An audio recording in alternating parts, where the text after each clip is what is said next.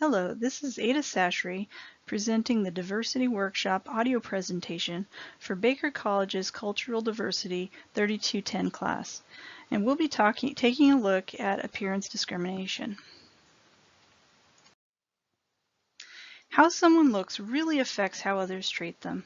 A person's outward appearance has always been of vital importance to the human race. According to Mila Grumman of the Minnesota Law Review, whether a person is considered attractive or unattractive, for example, has been shown to influence teachers to give more attractive students higher evaluations, to sway juries to give lighter sentences to attractive plaintiffs, and it's been proven that beauty suggests to most people that an attractive person is more virtuous, more intelligent, more sensitive, kinder, and more honest than unattractive people. In former centuries, there were even laws on the books in some cities, such as Chicago, which forbade deformed, mutilated, unsightly, or, quote, disgusting-looking persons from appearing in public. But is this really fair? Few people are born physically perfect, so the question becomes, to what lengths should we be expected to go to make ourselves attractive to the public, and most especially to our employer? What if we have an unattractive physical characteristic that we can't change? To answer these questions, we'll be looking at changeable versus immutable characteristics. We'll also be examining 3 areas in which people can be judged for their appearance: facial appearance, including skin diseases and apparent age, weight, and grooming. We'll also take a quick look at appearance-based cyberbullying. There's a big difference between changeable and immutable appearance characteristics. Changeable characteristics include tattoos, piercings, unconventional hairstyles and colors, unusual makeup, or unusual clothing. Immutable characteristics include overall facial attractiveness, height or build, or disfigurement due to disease, birth defect, or accident.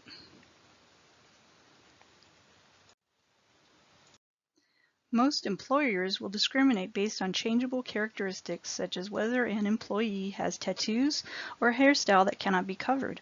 According to Heather James of the Parazio University Law Review, there is little that an employee can do about this.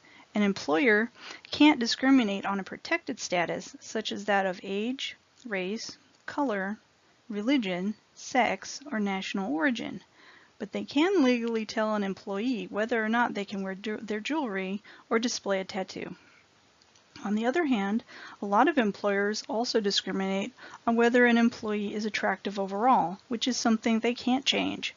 Also, according to Heather James, many employers attempt to hire attractive-looking employees in order to project an image that will appeal to their customers and consider their employees representatives of the brand. Being attractive is part of performing their job. Therefore, hiring unattractive employees could cut into their earnings.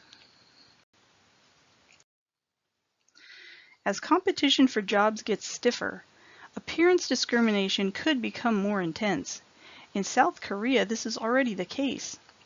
Lookism, or appearance discrimination, has led to South Korea having the highest ratio of plastic surgery per capita in the world, according to Lee, Sun, Yoon, and Kim. This is because if 2 people are equally qualified for the position, it's probable that the better-looking candidate is the one that will actually land the job. Now we'll look at different kinds of appearance discrimination. Acne is one of the most common diseases in existence. In fact, it's so common that according to Magan, Adams, and Heading, it's considered normal by society. According to their studies, anywhere from 23% to 43% of all people experience skin problems like acne, psoriasis, and eczema.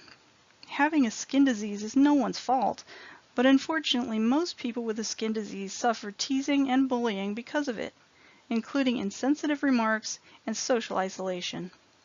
This kind of bullying and teasing almost always leads to lower self-esteem and lower self-image, and could also possibly be a factor in whether someone gets hired for a job. According to Kaufman, Krings, Zebowich, and Cesny, apparent age also plays a critical role in whether someone will be accepted by society or hired for a job. No matter how old a person really is, according to their research, an older-looking person will always get lower ratings on their hireability because they will be seen as less physically fit than a younger-looking person. Also, not surprisingly, they found that age discrimination is much more severe against older women than against older men. As obesity in America continues to rise, questions about weight discrimination become more and more important. The public clearly disapproves of excessive weight gain, and according to Michael Huggins, writing for the Fordham International Law Journal, most Americans believe the stereotypes that overweight people are lazy, unambitious, and lack self-control. In 2008, lawmakers in Mississippi even tried to pass a bill prohibiting restaurants from serving food to obese people. On the other hand, the majority of U.S. citizens also support national laws prohibiting weight discrimination. Clearly, America needs to make up its mind on this one. Almost nothing creates controversy in the workplace like whether or not an employer should be tolerant of creative expressions such as tattoos and hair color. Since the prevalence of tattoos and personal expression is on the rise, this is an area that deserves a close look. According to Williams, Thomas, and Christensen, today 24% of American adults have tattoos, and 14% have a piercing not located in their ear. The numbers for body piercings rise when you look at college-age adults.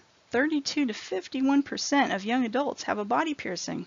These people are in general a little less religious than their unadorned counterparts, but otherwise they don't differ at all in educational achievement or income level.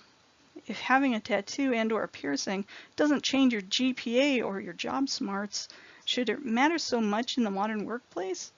Currently, that's a question that only the employers can answer.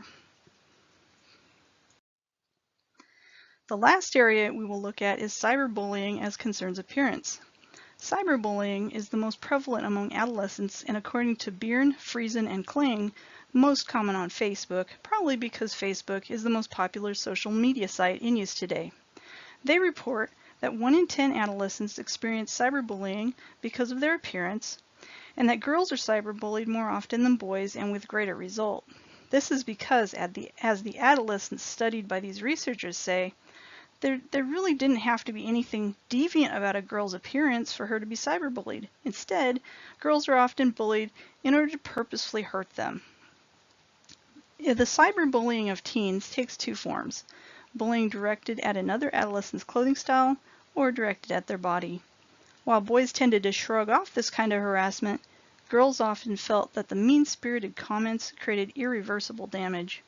Girls who had been bullied for their appearance reported having lower self-confidence and self-esteem, feeling depression, or even contemplating suicide. In light of this final point on cyberbullying, I have a challenge for you. Go to your Facebook page. Look at your activity stream, or look at the recent comments that you've made to friends. Did you comment more often on your female friends' appearance than on your male friends? While you might have been teasing and in good fun, could some of the things you wrote be taken wrong? Also, think of comments that other people have made about you. Were you recently teased about your appearance in a photo? Did you shrug it off? Or did you let it hurt you a lot more than it should have? We all need to become aware of how teasing and bullying about appearance can affect a person's self-esteem and self-confidence.